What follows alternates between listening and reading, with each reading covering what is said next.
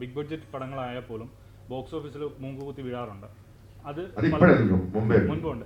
അത് സംഭവിക്കുന്നതിന് കാരണം ഒന്ന് റിവ്യൂവേഴ്സിനാണ് ഇപ്പോൾ പറയുന്നതെങ്കിലും അത് പ്രേക്ഷകരെ മുന്നേ പറഞ്ഞിരുന്നു.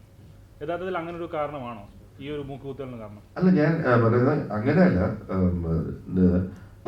റിവ്യൂവേഴ്സ് എന്ന് പറയുന്നത് നമ്മൾ എത്രയോ നാളുകളായിട്ട് ചർച്ച ചെയ്യുന്നത്. റിവ്യൂസ് അവരൊരു ഇൻഡിവിജ്വലാണ് അല്ലേ.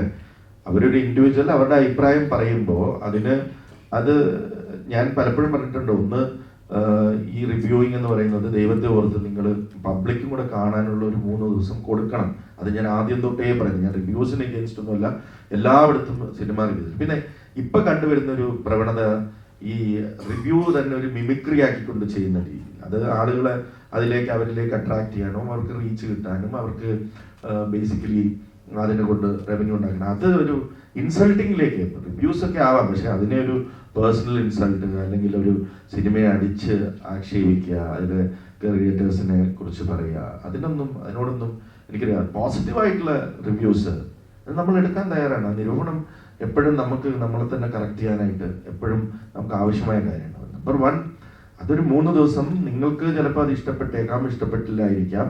മറ്റുള്ള പബ്ലിക്, ഞങ്ങളുടെ പ്രൈമറി ഓഡിയൻസ് നിങ്ങളല്ലായിരിക്കാം.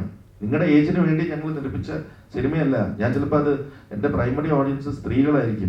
അന്ന് ഞാൻ പറഞ്ഞിരുന്നു, ഇത് സ്ത്രീകളും കൂടെ കൽബ് എന്ന് പറയുന്ന ഒരു സിനിമയെ കുറിച്ച് പറയുമ്പോൾ അന്ന് സംസാരിച്ച കാര്യം ഞാൻ പറഞ്ഞു, ഞാൻ എൻ്റെ പ്രൈമറി ഓഡിയൻസ് എന്ന് പറയുന്നത് 15 to 30 വിമനാണ്.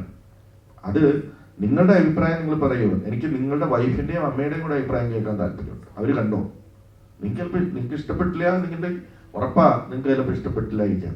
ഇവിടെ വിമൻ റിവ്യൂവേഴ്സ് വളരെ കുറവാണ്.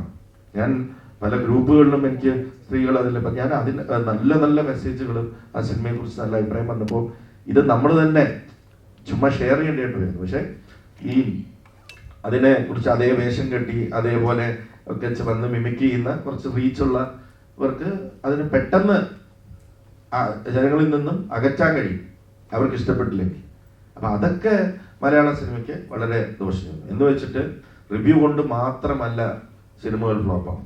അത് നല്ല സിനിമകൾ നിർമ്മിക്കുക കൂടെ വേണം. നല്ല സിനിമ ഡയറക്റ്റ് ചെയ്യുന്നത്, നല്ല സിനിമകൾ വന്നു കഴിഞ്ഞാൽ അതിനെ എല്ലാം കൂടെ ഒന്ന് കൊളാബറേറ്റീവായിട്ട് ഇപ്പം നല്ല സിനിമകൾ ഓടിക്കൊണ്ടിരിക്കുന്നുണ്ടല്ലോ. ഇപ്പം ഇത് വളരെ പോസിറ്റീവായിട്ടുള്ള ഒരു സൈനാണ്. അപ്പം നല്ല സിനിമകൾ നമ്മൾ ഉണ്ടാക്കിയാൽ അത് ഓടും എന്നുള്ളതിൻ്റെ വളരെ ഈ ഫെബ് എന്ന് പറയുന്ന മന്തിൽ പരീക്ഷകൾ ഉള്ള സമയമാണ്. നല്ല മറ്റേ ഇയർ എൻഡിന്റെ സമയമാണ്, ഒരു മാസം കൂടെ കഴിഞ്ഞ്. അപ്പം അത്രയും പ്രഷറുള്ള ഒരു സമയത്തും സിനിമകൾ വിജയിക്കുന്നത് നല്ല സിനിമയുടെ വിജയം, മലയാള സിനിമയുടെ വിജയമാണ്. അപ്പം അങ്ങനെ നല്ല സിനിമകൾ വരട്ടെ. ഞങ്ങളും അതുപോലുള്ള സിനിമകൾ അല്ലെങ്കിൽ ബെറ്റർ ആയിട്ടുള്ള സിനിമകൾ, ഞങ്ങൾ ഇതുവരെ ചെയ്തതിൽ നിന്നും ബെറ്റർ ആയിട്ടുള്ള സിനിമകൾ ജനങ്ങളിലേക്ക് എത്തിക്കാൻ ശ്രമിക്കാം ഈ ഒരു കൊളാബറേഷൻ.